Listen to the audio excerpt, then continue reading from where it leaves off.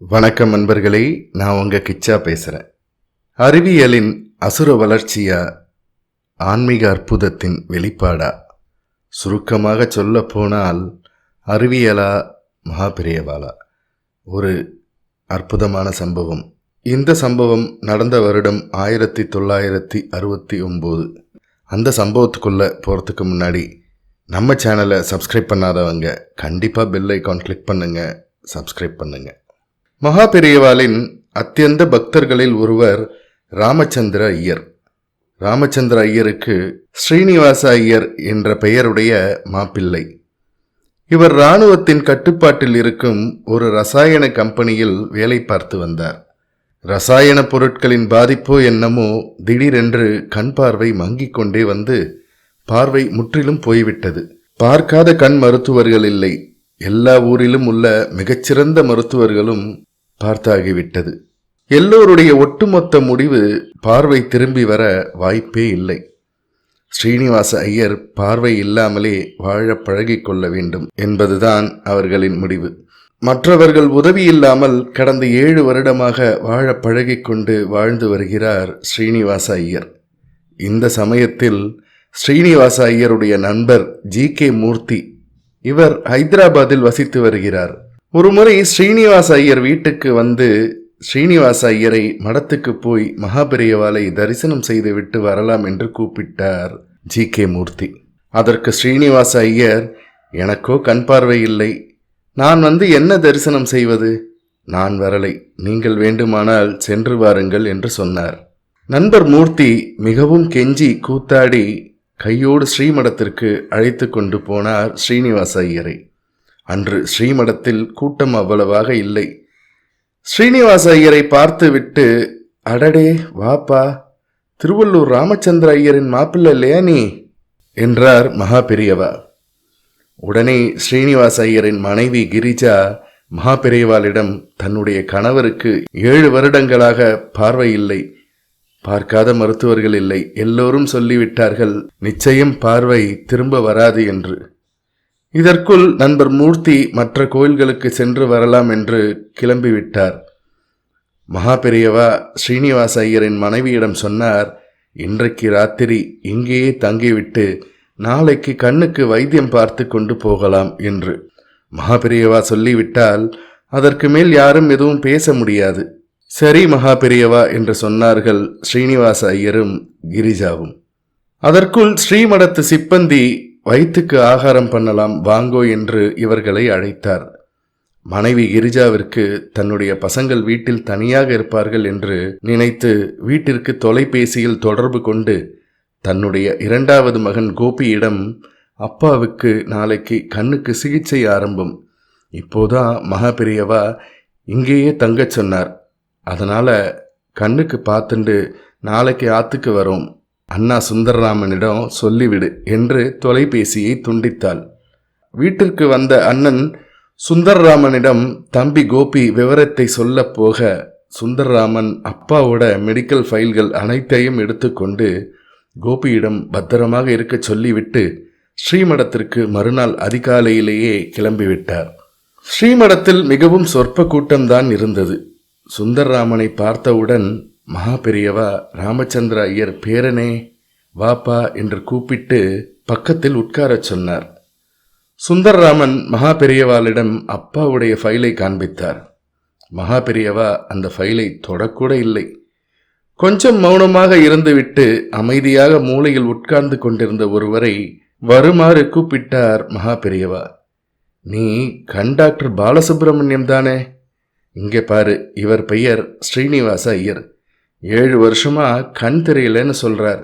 பட்டணத்துல எல்லா டாக்டரும் பார்த்து இனிமே கண்ணுக்கு மருத்துவம் செய்ய முடியாத நிலைன்னு என்னைக்கு சொன்னாலோ அன்னிலிருந்து இவர் மத்தவா ஒத்தாசையோட தான் அன்றாடம் காலக்ஷேபம் பண்ணிட்டு வரார்.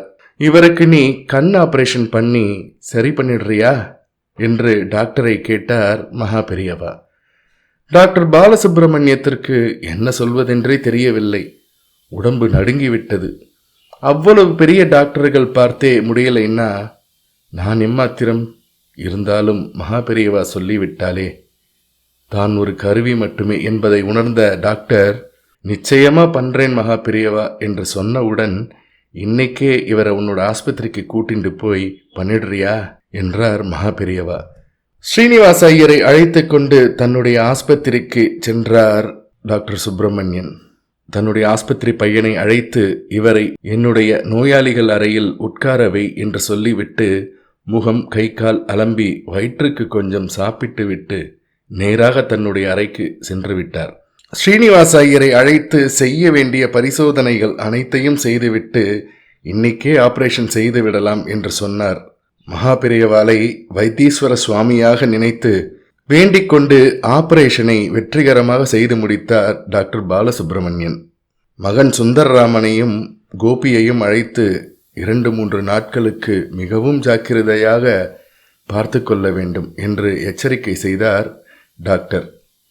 2-3 நாட்கள் நகர்ந்தன. கண்கட்டு பிரிக்கும் நாளும் நேரமும் வந்தது. ஸ்ரீனிவாச ஐயருக்கோ கண்கட்டை பிரித்தவுடன் மகா பெரியவாளை பார்க்க வேண்டும் என்று ஒரு ஆசை. நடக்கிற காரியமா?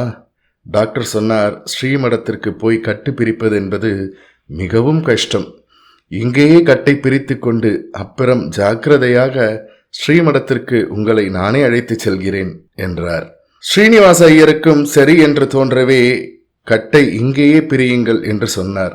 அப்பொழுதுதான் யானைகள் பிளரும் ஓசையும் வேத கோஷங்களும் ஒலிக்க மகா பெரியவா கலவையிலிருந்து காஞ்சி ஸ்ரீமடத்திற்கு இவரது ஆஸ்பத்திரியின் வழியாக வந்து கொண்டிருந்தார். விவரங்கள் தெரிந்தவுடன் ஸ்ரீனிவாச ஐயரும் பிடிவாதமாக கட்டை பிரித்து மகா பெரியவாளை முடிந்தால் பார்க்கிறேன், இல்லாவிட்டால் கண்ணே வேண்டாம் என்று பிடிவாதமாக சொல்லிவிட்டார். இவர்களுடைய ஆஸ்பத்திரியின் வழியாக வந்து இவர்களை பார்த்து, என்ன ஆபரேஷன் முடிச்சிட்டாயா என்று டாக்டரை பார்த்து கேட்டார் மகா பெரியவா. டாக்டரும் ஆபரேஷன் முடிந்ததையும் ஸ்ரீனிவாச ஐயரின் பிடிவாதத்தையும் சொன்னார். ஸ்ரீனிவாசா, கட்டை பிரிச்சதும் என்னதான் பார்க்கணும்னியா? சரி டாக்டர், கட்டை பிரிங்கோ என்றார் மகா பெரியவா. டாக்டரும் கட்டை பிரிக்க ஆரம்பித்தார். ஒருவித பதட்டத்துடனே கட்டை பிரித்தார். 7 வருடம் பார்வையில்லாத ஒரு வாழ்க்கை. மிகவும் பிரபலமான டாக்டர்களும் கைவிட்ட நிலையில் ஆபரேஷன் முடிந்து கட்டு பிரிக்கப்படுகிறது. அறிவியலின் அசுர வளர்ச்சியா, ஆன்மீக அற்புதத்தின் வெளிப்பாடா? சுருக்கமாக சொல்லப்போனால் அறிவியலா, மகா பெரியவாளா? வலது கண்ணில் கட்டு அவிழ்க்கப்பட்டது. முதலில் மங்கலான வெளிச்சம் சிறிது சிறிதாக பிரகாசமானது. அந்த பிரகாசத்திற்கு நடுவில் மகா பெரியவாளின் திவ்ய தரிசனம். 7 ஆண்டுகளுக்கு பிறகு ஒளிமயமான ஆன்மீக தரிசனம். அறிவியலா, ஆன்மீகமா என்ற கேள்விக்கு சத்தியமான பதில் ஆன்மீகம் என்னும் மகா பெரியவாதான். இந்த கண் தெரிய ஆரம்பித்ததும் மகா பெரியவா உத்தரவிட்டார், அடுத்த கண்ணுக்கு நாளைக்கே ஆபரேஷன் பண்ணிடு.